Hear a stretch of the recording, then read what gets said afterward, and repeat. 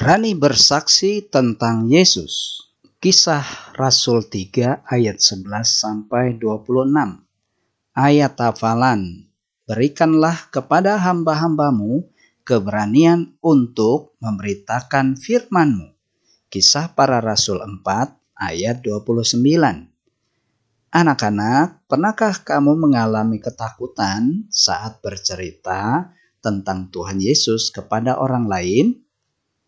Setelah Tuhan mencurahkan roh-Nya kepada para murid dan orang percaya di hari Pentakosta, Roh Kudus memberikan keberanian kepada Petrus untuk bersaksi meskipun ada orang yang tidak mau percaya kepada Tuhan Yesus. Yuk simak ceritanya berikut ini.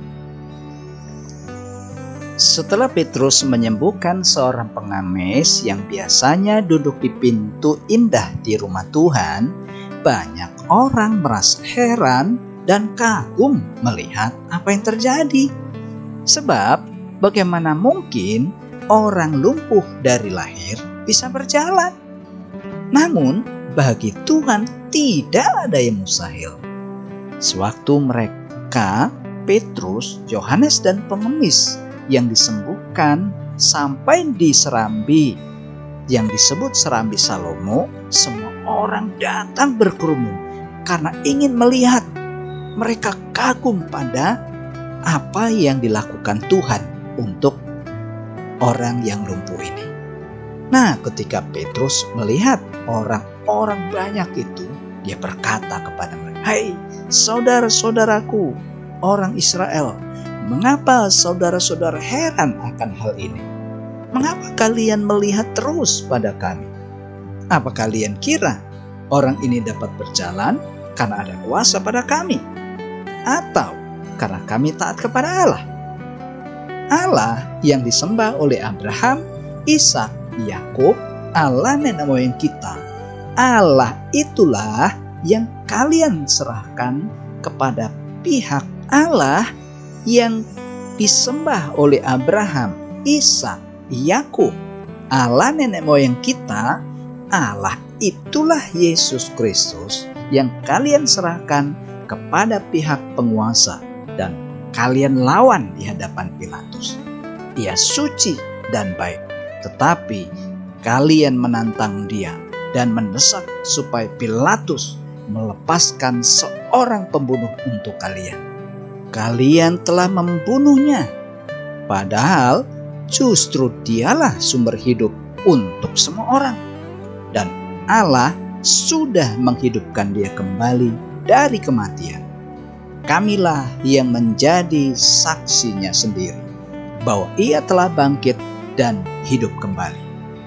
Nah, saudara-saudara, kalian sudah melihat dan menyaksikan apa yang terjadi dengan orang lumpuh ini, kan? Ia sudah menjadi kuat dan sehat karena Yesus dan kuasanya. Sekarang aku tahu bahwa kalian pemimpin-pemimpin melakukan hal itu karena kalian tidak tahu apa yang kalian lakukan. Oleh sebab itu saudara, bertobatlah kepada Tuhan Yesus dari dosa-dosamu dan kembalilah kepada Allah supaya Ia menghapuskan dosa-dosa. Yesus sudah ditentukan oleh Allah untuk menjadi Raja Penyelamat untukmu. Ia harus tinggal di surga sampai Allah menjadikan semuanya baru, seperti yang dikatakan oleh Allah melalui para nabi pada zaman dahulu. Nabi-nabi yang pernah menyampaikan berita dari Allah, mulai dari Nabi Samuel dan nabi-nabi lainnya yang datang kemudian. Semuanya memberitakan tentang hal ini.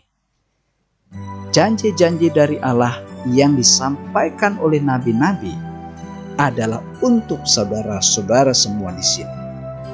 Dalam perjanjian yang Allah buat dengan nenek moyangmu, Allah berkata kepada Abraham begini, "Dari keturunanmu, aku akan memberkati segala bangsa di bumi." Nah, perjanjian itu adalah untuk kalian juga. Itu sebabnya Allah memilih hambanya, Yesus Kristus, datang kepada kalian terlebih dahulu, supaya Ia memberkati kalian. Demikianlah Petrus dengan penuh keberanian menyampaikan firman Tuhan kepada orang banyak.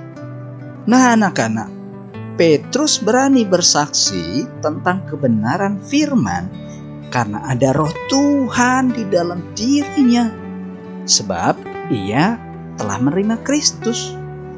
Demikian juga kamu, jika sudah menerima Kristus di hati, Roh Kudus ada di dalam dirimu. Ia akan menolongmu dan memberikan keberanian untuk bersaksi tentang Tuhan Yesus Kristus. Asalkan kamu mau bersaksi, mulailah bersaksi dari orang yang ada di sekitar. Dan jangan lupa, berdoalah seperti dalam ayat hafalan tadi. Berikanlah kepada hamba-hambamu keberanian untuk memberitakan firman. Demikianlah cerita firman Tuhan hari ini. Tuhan Yesus memberkati.